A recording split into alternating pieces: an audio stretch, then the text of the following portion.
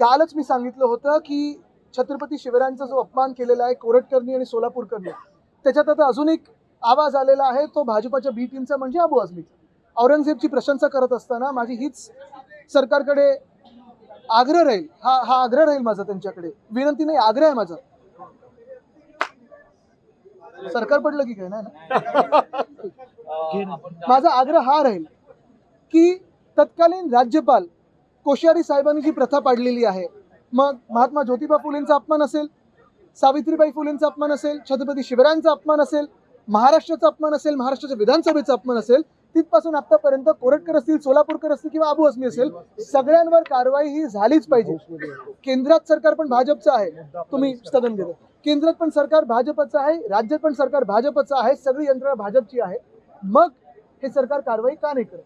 तसंच तुम्हाला सांगतो, सॉरी थोडं मागे उभं राहतो, म्हणजे तसंच सरकार एक एक पडतंय, ठीक आहे. तसंच तुम्हाला सांगतो, आज धनंजय मुंडेंचा जो राजीनामा तुमच्या माध्यमातून आमच्या कानावर आलेला आहे, तो अजून राज्यपालांकडे पोहोचलाय का?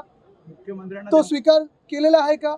तिसरी गोष्ट म्हणजे जेव्हा कुठचाही मंत्री राजीनामा देतो किंवा कुठच्याही मंत्री राजीनामा देतात, त्यांच्या राजीनाम्याची गोष्ट पहिली सदनमध्ये झाली पाहिजे, ती न होता बाहेर झालं. ठीक आहे, आम्ही हक्कभंग मांडू, तो स्वीकार केला जाईल, नाही केला जाईल. आजचा स्थगन प्रस्ताव देखील छत्रपती शिवरायांवर जो अपमान झालेला आहे, त्यांचा अपमान झाला, त्याच्या विरोधात होता, पण कुठेतरी हंगामा करायचा आणि भाजपनी आम्हाला बोलूच द्यायचं नाही असं ठरवलेलं. वैद्यकीय कारणामुळे मी राजीनामा देत आहे असं धनंजय मुंडेंनी ट्विट करून सांगितलं. बघा, कुठचंही कारण असेल, मी चौकशी खोलावर जाणार नाही, कारण चौकशीचे सगळे कागदपत्र मुख्यमंत्र्यांकडे असतात, पोलिसांकडे असतात.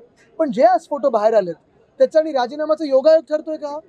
निवड योगायोग नाही ना.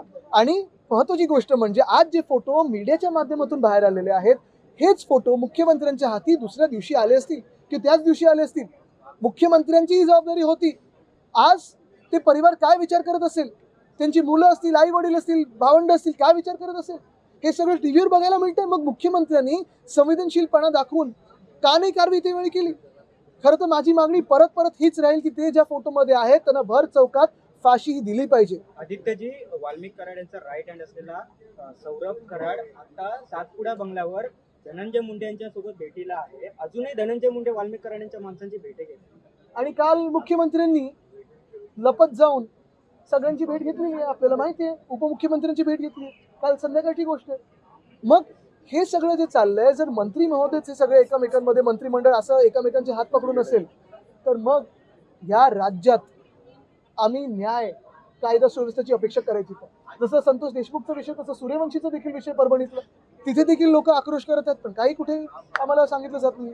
आदिती, जसं अबू आझमीच्या संदर्भात तुम्ही आता बोललात, परंतु हेच अबू आझमी काही महिन्यांपर्यंत तुमच्या बरोबर होते, आज तुम्ही त्यांच्यावर बघा, म्हणून आमची भूमिका स्पष्ट आणि अशीच भूमिका मुख्यमंत्र्यांची असली पाहिजे. कोण सोबत असेल किंवा नसेल, कोणी चुकला तर त्याच्यावर दया माया क्षमा नाही, कारवाई झालीच पाहिजे.